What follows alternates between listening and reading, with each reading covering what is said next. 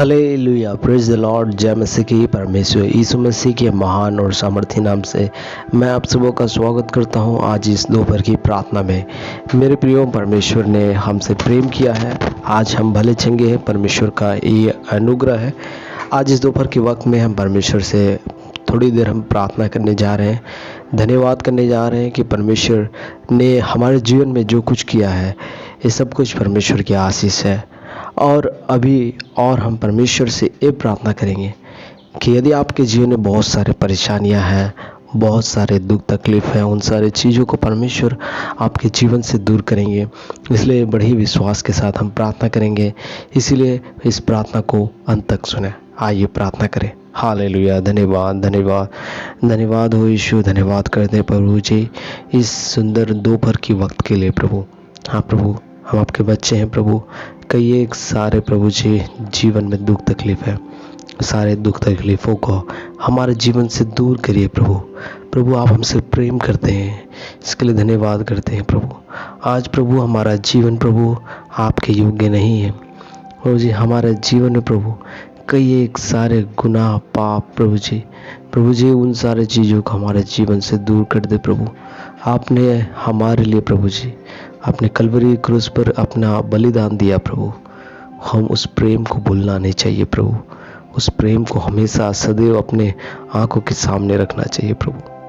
हमें क्षमा करिए प्रभु, अपने लहू से धो दे प्रभु, अनुग्रह करिए प्रभु जी। हाँ प्रभु जी, हम विशेष प्रार्थना करते हैं प्रभु इस समय हर एक भाइयों बहनों के लिए प्रभु, जिनके जीवन में बहुत सारे दुख तकलीफ है प्रभु।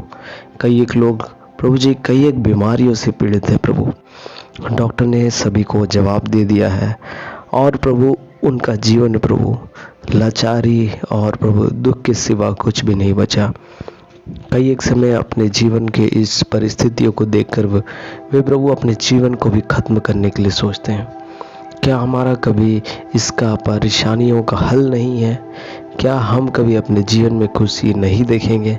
क्या हमारा जीवन ऐसा ही रहेगा? क्या हम कभी खुशी के दिन नहीं देखेंगे?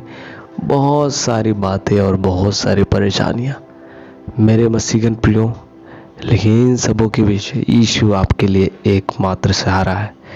वो डूबती हुई नैया में हमारा खेवनहारा है। मेरे मसीहन प्रियो, परमेश्वर सचमुच आपके दुखों को जानते हैं और उन सारे दुखों से आपको छुटकारा भी देंगे। मेरे मसीहन प्रियो, परमेश्वर आपसे प्रेम करने के चलते आज आप इस समय जीवित हैं। ये परमेश्वर का बहुत बड़ा प्रेम है। कई एक लोग चाहते हैं लंबी आयु को, लेकिन नहीं पाते हैं मेरे प्रियो। लेकिन परमेश्वर ने आपको और हमें नया दिन दिखाया। हर दिन प्रभु रक्षा करता है। मेरे मसीहन प्रियो, यदि हम परमेश्वर के शास्त्र से भजन संहिता अध्याय 90 को पढ़ें, यहाँ लिखा है, हे प्रभु, तू पीढ़ी से पीढ़ी तक हमारे लिए धाम बना है। इससे पहले कि पहाड़ उत्पन्न हुए या तूने पृथ्वी और जगत की रचना की, वरन अनादि काल से अनंत काल तक तू ही परमेश्वर है। तू मनुष्य को लौटाकर मिट्टी में ले जाता है और कहता है, हे आदमियों, लौट जाओ, क्योंकि 1000 वर्ष तेरी दृष्टि में ऐसे हैं जैसे कल का दिन जो बीत गया, या जैसी रात का एक पहर। तू मनुष्यों को धारा में बहा देता है, वे स्वप्न से ठहरते हैं। वे भोर को बढ़ने वाली घास के समान होते हैं। वो भोर को फूलती और बढ़ती है और सांस तक कटकर मुरझा जाती है। क्योंकि हम तेरे क्रोध से भस्म हुए हैं और तेरी जलजलाहट से घबरा गए हैं। तूने हमारे अधर्म के कामों को अपने सम्मुख और हमारे छिपे हुए पापों को अपने मुख की ज्योति में रखा है। क्योंकि हमारे सब दिन तेरे क्रोध में बीत जाते हैं, हम अपने वर्ष शब्द के समान बिताते हैं। हमारी आयु के वर्ष 70 तो होते हैं, और चाहे बल के कारण 80 वर्ष भी हो जाए तो भी उनका घमंड केवल कष्ट और शोक ही शोक है। वह जल्दी कट जाती है और हम जाते रहते हैं। तेरे क्रोध की शक्ति को और भय के योग्य तेरे रोष को कौन समझता है? हमको अपने दीन गिनने की समझ दे कि हम बुद्धिमान हो जाएं। हे यहोवा, लौटा कब तक और अपने दासों पर तरस खा। भोर को हमें अपनी करुणा से तृप्त कर कि हम जीवन भर जय जयकार और आनंद करते रहे। जितने दिन तू हमें दुख देता आया, और जितने वर्ष हम क्लेश भोगते आए हैं उतने ही वर्ष हमको आनंद दे। तेरा काम तेरे दासों को और तेरा प्रताप उनकी संतान पर प्रकट हो।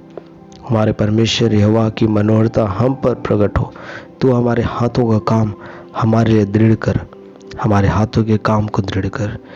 Praise the Lord.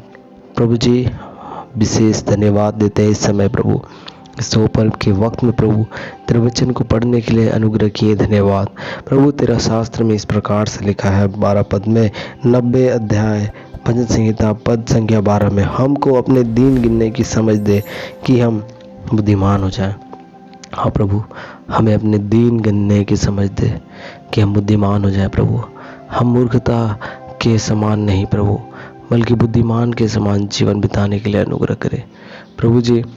कई एक समय हम प्रभु जी कई एक पाप और श्राप में पड़ जाते हैं, कई एक बात करते हैं मूर्खता के काम प्रभु, जो उससे तू प्रसन्न नहीं होता प्रभु।